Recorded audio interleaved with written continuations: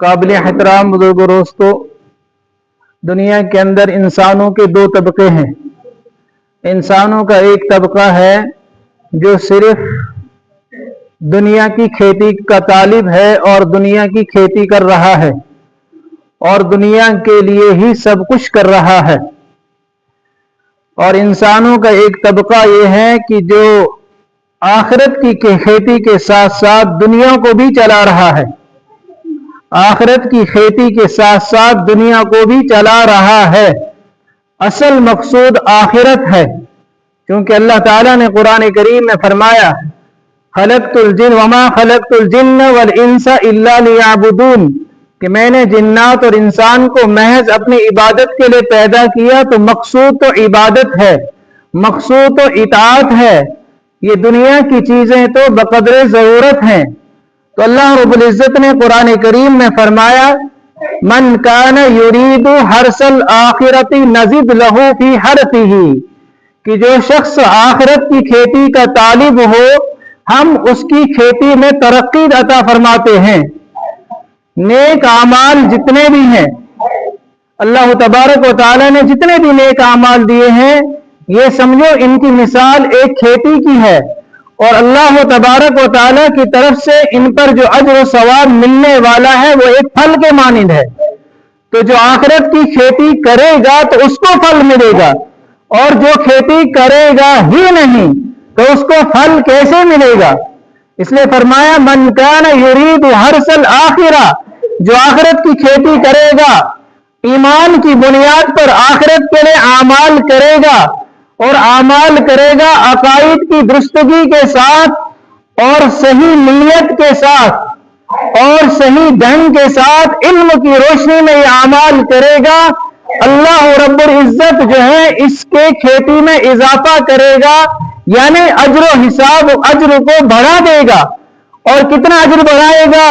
अल्लाह ने कुरान करीम में फरमाया मन जाअ बिल हसना फलहु अशरु अम्सालिहा, जो एक नेकी लेकर आएगा उसको 10 गुना बड़ा सवाब मिलेगा और 10 गुना से 700 गुना तक सवाब मिलेगा।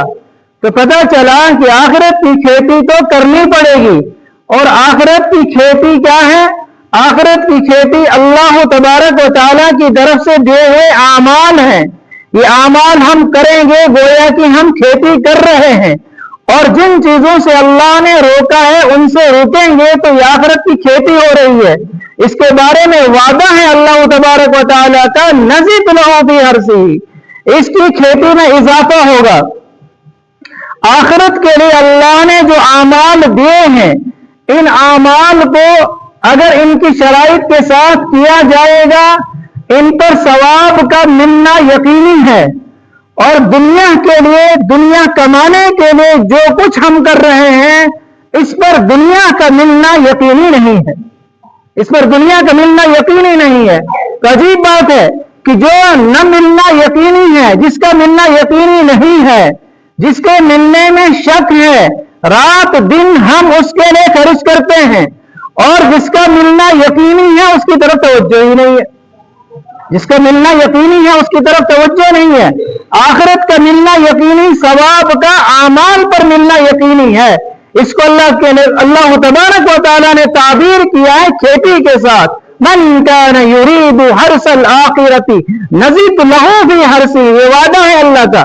जो आखिरत की खेती का तालिब हो, जो आखिरत के लिए आमाल करेगा, इखलास के साथ महज अल्लाह के लिए आमाल करेगा, वो जो है उसकी खेती में हम इजाफा करेंगे, उसकी खेती में इजाफा करके उसके नेक आमाल का हम अज्र व सवाब बढ़ाएंगे। और जो खेती करेगा नहीं, कल क़यामत के दिन जब फसल काटने का मौका आएगा, बताओ ऐसा आदमी क्या काटेगा जिसने कुछ किया ही नहीं, अल्लाह के किसी हुक्म को बजा लाया नहीं और किसी मुनकर से बचा नहीं है। और जाहिर बात है कि दुनिया खत्म हो जाने वाली है, आखिरत आने वाली है, अल्लाह के सामने पेश होना है। तो वहां वो कामयाब होगा जिसने दुनिया के अंदर आखिरत की खेती की होगी, आखिरत के लिए खेती की होगी, और मकसूद ही यही है।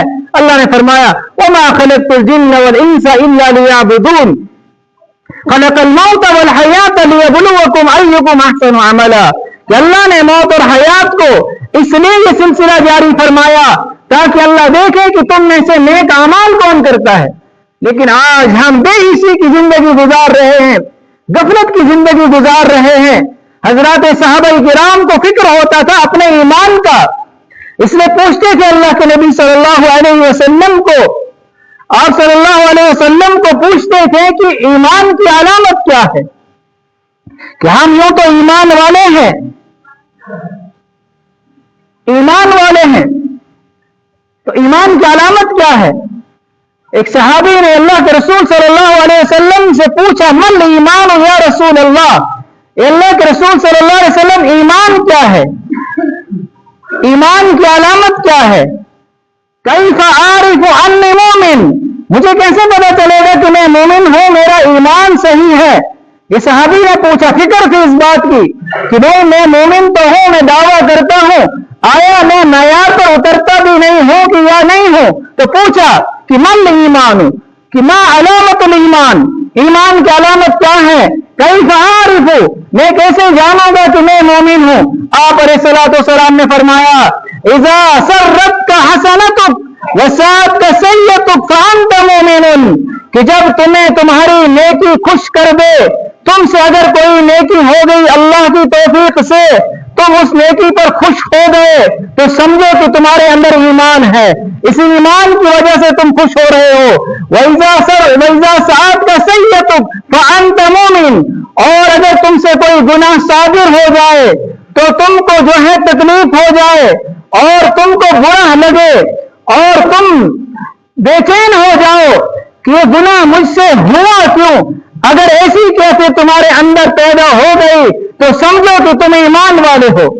ورنہ تو بعض ایسے ہیں کہ کبھی انسان کا کوئی عضو جو ہے ڈیڈ ہو جاتا ہے، بے حس ہو جاتا ہے، اس کو کانٹا چبھے تو کوئی پتہ ہی نہیں چلتا ہے کہ جب کوئی عضو جو ہے بے حس ہو جاتا ہے، ڈیڈ ہو جاتا ہے، اسی طرح سے ہمارا حال بھی ہے۔ اللہ حفاظت فرمائے، ہم ڈیڈ ہو گئے ہیں، ہمیں تو ہماری نیکی خوش نہیں کرتی، ہمیں ہمارا گناہ غمگین نہیں کرتا، ہم کوئی گناہ ہو جائے ہم بے چین نہیں ہوتے ہیں۔ اس کا مطلب کہ ایمان کے اندر کمزوری ہے۔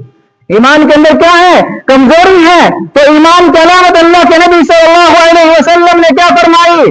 اذا سرتک حسنتک، جب تم کو تمہاری نیکی خوش کر دے اور تم کو تمہارا گناہ تمہیں برا لگے، تم کو تمہارا گناہ بے چین کر دے، تم سے کبھی نماز قضا ہو جائے تو دن بھر تم بے چین رہ جاؤ، تم سے کبھی جھوٹ ہو جائے تو بے چین ہو جاؤ کہ مجھ سے جھوٹ ہو گیا، بے چین ہو جاؤ، بے چینی کی کیفیت دل میں پیدا ہو جائے تو سمجھو کہ تم ایمان والے ہو۔ اور اگر نیکی سے کوئی اثر نہیں خوشی کا، گناہ سے کوئی بے چینی نہیں، کوئی خوف نہیں، کوئی ڈر نہیں، تو اپنے ایمان کی فکر کرو کہ سمجھو کہ تمہارے ایمان میں گڑبڑ ہے۔ اسی وجہ سے تو تم کو تمہاری نیکی خوش نہیں کر رہی ہے اور تمہارے گناہ سے تم پر کوئی اثر نہیں ہو رہا ہے، پتہ چلا کہ ایمان کے اندر کمزوری۔ اور اسی کو اللہ کے نبی صلی اللہ علیہ وسلم نے فرمایا، مثل الذی یذکر ربہ والذی لا یذکر کمثل حی ومیت، کہ جو اپنے رب کو یاد کرتا ہے، جو اپنے رب کی اطاعت کرتا ہے، اپنے رب کی فرما برداری کرتا ہے، اس کی مثال ایک زندہ انسان کی سی ہے۔ ایک زندہ انسان کو احساس ہوتا اپنی دینداری کا احساس ہے کہ بھائی میں ایمان والا ہوں، مجھے نیک اعمال کرنے ہیں، مجھے برے اعمال سے رکنا ہے، ایک احساس ہوتا ہے اپنے دینداری کا۔ اور جو اللہ کا ذکر نہیں کرتا، اللہ کی اطاعت نہیں کرتا، وہ ایک مردہ انسان کی طرح سے ہے۔ آپ مردہ انسان کو کچھ چباؤ، کچھ بھی کرو تو اس کو کوئی احساس نہیں، کوئی شعور نہیں۔ تو ہمیں مردہ نہیں بننا ہے کہ ہم سے نیکی ہو جائے تو بھی کوئی پرواہ نہیں، گناہ ہو جائے تو بھی کوئی پرواہ نہیں۔ اللہ ایسی زندگی سے ہم سب کی حفاظت فرمائے کہ گناہ ہو جائے تو کوئی پرواہ نہیں۔ اگر ایسی غفلت کی زندگی گزار رہے ہیں تو دوستو یہ بہت بڑی خطرناک زندگی ہے، یہ بڑی خطرناک زندگی ہے۔ ایسی زندگی کا کوئی فائدہ نہیں ہے۔ ایسی زندگی جانور بھی گزار رہا ہے، اس کو کوئی پرواہ نہیں ہے، وہ کدھر سے کھا رہا ہے، کہاں سے کھا رہا ہے، کس کا کھا رہا ہے، کوئی کوئی پرواہ نہیں. اگر ایسی زندگی انسان کی بلکہ اس سے بڑھ کر ایمان والے کی بن جائے تو ایک ایسی زندگی ہے. ایمان والا حساس ہوتا ہے, ایمان والے کو اپنی دینداری کا جو ہے احساس ہوتا ہے. تو فرمایا اللہ تبارک و تعالی نے کہ جو آخرت کی کھیتی کا طالب ہو, آخرت کے لیے اعمال کرے گا تو ہم اس کے اعمال کے اجر میں اضافہ کریں گے. اور جو صرف دنیا کا طالب ہو, ومن کان یرید الدنیا, جو صرف دنیا ہی دنیا کے لیے سب کچھ کرے گا, ہم اس کو دنیا دے دیں گے. کتنی دیں گے؟ جتنی وہ چاہتا ہے. آج دنیا تھوڑی کوئی بھی نہیں چاہتا ہے, دنیا تھوڑی کوئی نہیں چاہتا, مال تھوڑا کوئی نہیں چاہتا, دنیا بہت چاہتا ہے, لیکن دنیا ملتی اتنی ہی ہے جتنا اللہ دینا چاہتے ہیں. نؤتیہ منہا وما لہ فی الآخرۃ من نصیب, اور اس دائمی زندگی میں, ہمیشہ ہمیشہ والی زندگی میں اس کا کوئی حصہ نہیں ہوگا. اس سے بڑھ کر تو کوئی خسارے والا نہیں ہے کہ اگر ہمیشہ کی زندگی میں کچھ نہیں ملے گا تو یہ سب سے بڑا خسارے والا ہے. اور اس عارضی زندگی میں اگر کچھ نہ ملے گا, عارضی زندگی گزر جائے گی جیسے بھی گزر جائے گی. اصل مسئلہ آخرت کی زندگی کا ہے. اللہ کرے کہ اللہ ہمیں آخرت کی کھیتی کرنے والا بنائے, اور آخرت کی کھیتی ایمان کی بنیاد پر وہ اس کے نیک اعمال ہیں. اللہ تبارک و تعالی ہمیں نیک اعمال کرنے والا بنائے, فرائض واجبات کو ادا کرنے والا بنائے, معاملات کو معاشرت کو درست کرنے والا بنائے, خوبصورت زندگی گزارنے والا بنائے. خوبصورت والی زندگی گزارنے کے لیے ماڈل ہمارے لیے ہیں اللہ کے رسول صلی اللہ علیہ وسلم. لقد کان لکم فی رسول اللہ اسوۃ حسنہ.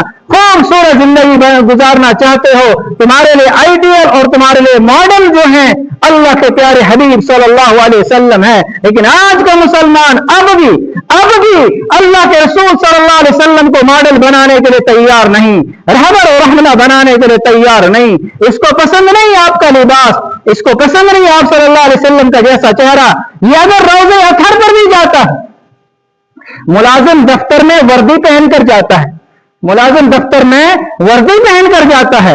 آج تو کبھی ہم روضے اطہر میں جاتے ہیں لیکن وردی اللہ کے رسول صلی اللہ علیہ وسلم کی نہیں ہوتی ہے, تو ایسا شخص وہاں جا کر بھی اللہ کے نبی کو اچھا نہیں لگے گا.